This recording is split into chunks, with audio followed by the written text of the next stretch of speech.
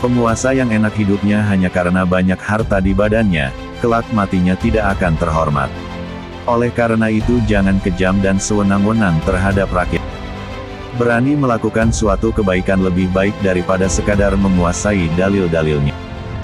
Racun kelabang ada di kepala. Racun kalajengking hanya di pucuk ekor. Racun ular hanya ada pada ular yang berbisa. Sedang penjahat, racunnya terletak pada seluruh badan.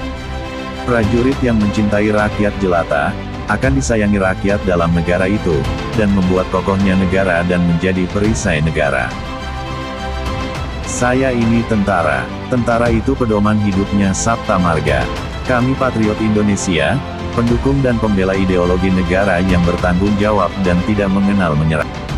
Orang baik tidak boleh makan daging yang tidak suci, harus pantang terhadap apa saja yang menjadikan badan kotor atau segala sesuatu yang mendekatkan, menyebabkan ketidakjernihan lahir maupun batin, termasuk makan dari yang bukan haknya, misalnya harta hasil korupsi. Barang siapa melakukan perbuatan yang menyebabkan kesengsaraan orang lain, akhirnya nanti ia akan mendapat pembalasan dari perbuatannya sendiri. Perbuatan buruk dan baik itu mengikutimu dan menunjukkan jalan sampai ajal. Oleh karena itu, selagi masih hidup, jalankan perbuatan yang baik agar memperoleh sarana, memperoleh tempat di surga. Bunga mawar tidak pernah mempropagandakan harumnya, namun keharumannya sendiri menyebar melalui sekitarnya. Sikap pasrah kepada Tuhan bukan berarti tidak mau bekerja, melainkan percaya bahwa Tuhan itu Maha Kuasa. Berhasil tidaknya apa yang kita lakukan merupakan otoritas Tuhan. Banyak berkarya, tanpa menuntut balas jasa, untuk menyelamatkan kesejahteraan manusia. Di dunia ini tidak ada yang membenarkan korupsi. Tidak ada. Dalam pengertian yang sebenarnya, tidak akan ada yang membenarkan korupsi itu. Saya tidak begitu peduli dengan batas waktu, sebagai pejabat, yang lebih diperhatikan adalah tanggung jawab. Bekerja dengan kesungguhan hati. Menciptakan keserasian agama adalah salah satu syarat utama menguatkan ketahanan nasional.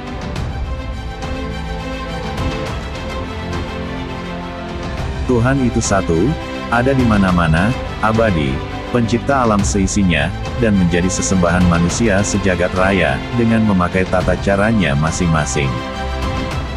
Saya menentang keras perselisihan agama. Pancasila telah menetapkan dalam sila pertamanya, ketuhanan yang Maha Esa. Itu tidak khusus untuk satu kepercayaan agama. Hak beragama, sesuai dengan keyakinan masing-masing, harus dijamin dan dilindungi. Seseorang harus selalu menjaga kebaikannya, karena kebaikan adalah investasi terbaik hidup.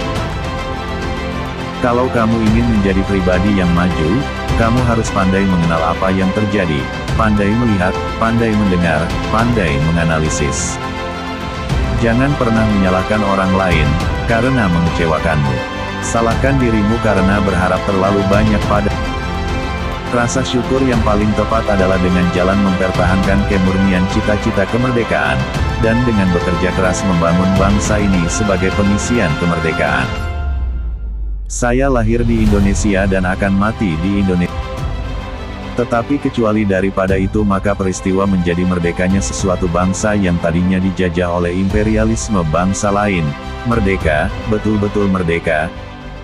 Hak kebebasan beragama bukanlah pemberian negara atau pemberian suatu. Saya selalu meminta Tuhan untuk membimbing saya dalam setiap tugas saya. Saya berpandangan jika saya tidak lagi menjadi presiden, saya bertekad untuk menjadi orang bijak dalam arti akan lebih dekat dengan Tuhan, merawat anak-anak sehingga mereka dapat menjadi warga negara yang baik, menasihati orang, dan membimbing pemerintah dari belakang dengan menggunakan apapun yang saya miliki untuk membantu negara. Sungguh mengesankan dan membuat kita bangga bahwa di banyak tempat di Indonesia, gereja dekat dengan masjid, bahkan di banyak tempat, baik komunitas Islam maupun Kristen bekerja sama membangun masjid atau gereja. Jika saya mengingat penderitaan masa kecil dan masa muda saya, itu bisa membuat saya sedih. Tetapi jika orang memikirkan manfaatnya, justru karena penderitaan ini sejak saya kecil saya telah menjadi seorang pria. Saya telah menjadi orang yang berpikir, yang memiliki perasaan, karena saya telah menderita. Jika kita tidak berpegang teguh pada konstitusi, pemerintahan kita tidak akan bertahan lama dan akan sering berubah. Saya percaya bahwa apapun yang saya lakukan, setelah saya meminta petunjuk dan petunjuk dari Tuhan, bahwa apapun hasilnya, itulah hasil dari hidayah-Nya.